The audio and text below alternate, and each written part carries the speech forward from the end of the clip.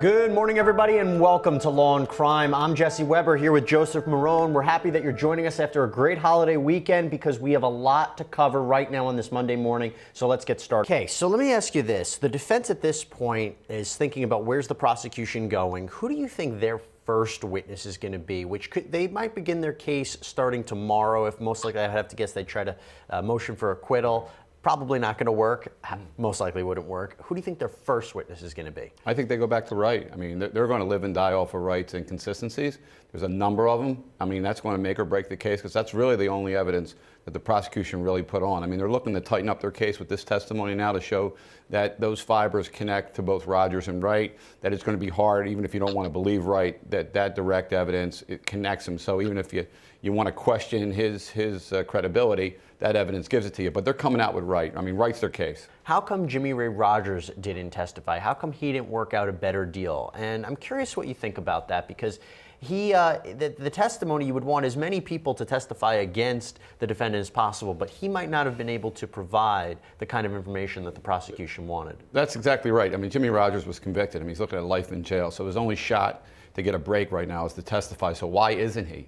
And you got to wonder, maybe he doesn't have any information. I mean, it was a limited time and maybe Wright kept him to himself and there was really nothing he could say, because you would think this is his one shot, and if he doesn't do this, he's going to spend the rest of his life in jail, which may play in the back of the juror's mind, saying, hey, well, maybe, just maybe, if Rogers can't say anything, you know, maybe the case really can't connect to Sievers, and I think that's what they're looking at. What do you think if they call Curtis Wright Jr.'s wife to the stand? What do you think that'll look like?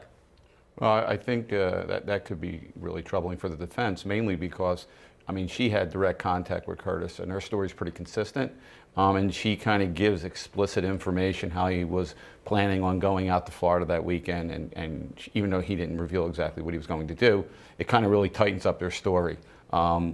The only thing is, on cross-examination, you're going to have to be careful to see whether she had any specific knowledge of anything that went on with conversations between Sievers and Wright in preparation of the alleged murder. So that's really where it's going to come down to. And see, the thing is, Joseph, though, it wasn't a total win for the state the last time around with Jimmy Ray Rogers. They didn't get a first-degree murder conviction. They got second-degree. You know, that's really great for them. But there had to have been something that the jury didn't 100% believe about Curtis Wright Jr.'s story, where he pinpointed him and said it was Rogers who kept delivering those fatal blows with the hammer. He was part of this conspiracy. Obviously, they didn't believe something that he was saying.